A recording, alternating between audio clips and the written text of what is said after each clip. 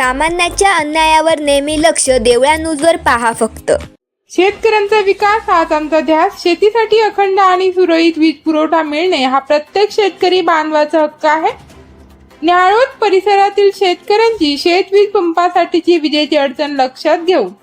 प्रशासकीय पातळीवर पाठपुरावा करून 63 kVA क्षमतेचा नवीन ट्रान्सफॉर्मर मंजूर करून आणला. शेतकरी बांधव शैलेश जिरे यांच्या शेतात हा ट्रान्सफॉर्मर यशस्वीरित्या बनवून कार्यान्वित करण्यात आला असून त्यामुळे परिसरातील शेती वीज पंपांना आता पूर्ण दाबाने वीज मिळणार असून पिकांना पाणी देणे सोपे होणार आहे. या प्रसंगी उपस्थित मान्यवर व ग्रामस्थ, पंचायत समितीचे माजी सदस्य विकास पवार,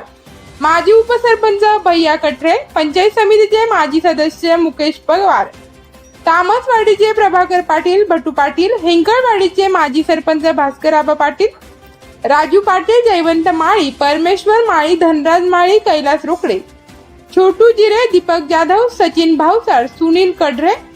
भरत पाटील, कीर्ती सूर्यवंशी, नामदेव रोकडे, सोमनाथ माळी, पांडू कुंभार, निंबा कुंभार, कैलास रोकडे, धर्मा माळी, भीमराव माळी, सचिन रोकडे, नामदेव रोकडे, जयवंतराव माळी, मनोहर माळी, दीपक जाधव, शैलेंद्र जिरे, विशाल रायते, राकेश जाधव, दयानंद जाधव, परमेश्वर माळी, सचिन भावसार, सुनील कडरे, नाना कोळी, निंबा कुंभार, पांडू कुंभार, हरिभाऊ माळी, आबा कोळी, सुनील पैलवान, दीपक कोळी, योगेश जैन, जालिंदर पवार,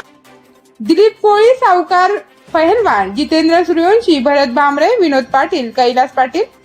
अरुण पाटील, मच्छिंदर पाटील, भास्कर पाटील, राजेंद्र पाटील, भटू मिस्त्री, रामराव पाटील आदीसह परिसरातील शेतकरी बांधव मोठ्या संख्येने उपस्थित होते.